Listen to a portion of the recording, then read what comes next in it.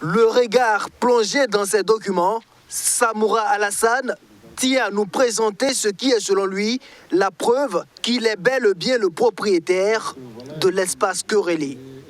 En 2011, il achetait 10 hectares auprès des propriétaires terriens de Moutali, village de la commune de Saba, pour y construire le musée de l'eau que voici.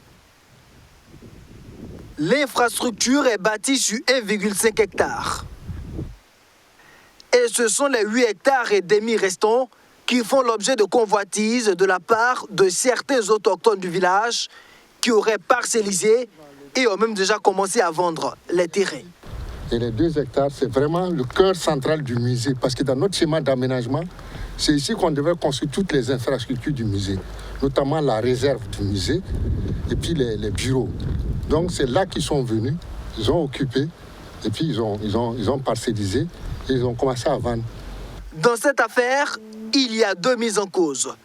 Un autochtone proche du chef du village qui aurait vendu dans un premier temps 2 hectares à un agent de la mairie de Saba. Cet acheteur les aurait ensuite revendus à un tierce. En août 2021, une rencontre a été organisée par celui qui se présente comme la victime. C'était en présence du chef du village et des accusés. Objectif, trouver une solution à l'amiable à la crise.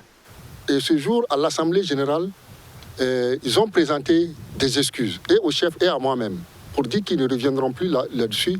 Et même l'acheteur, qui est le jeune homme du milieu, qui se retrouve au niveau de la mairie, était à cette Assemblée générale.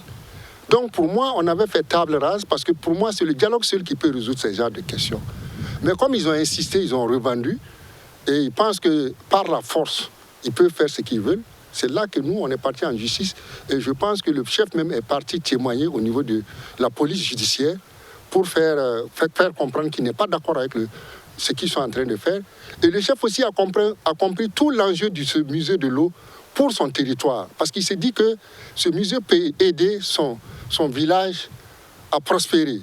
L'affaire est actuellement en justice et le procès devrait intervenir dans les semaines à venir.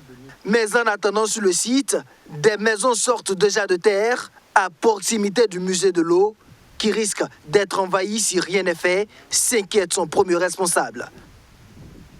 En attendant son procès, il invite les nouvelles autorités à prendre à bras le corps la question foncière qui cache selon lui des germes de conflits intercommunautaires.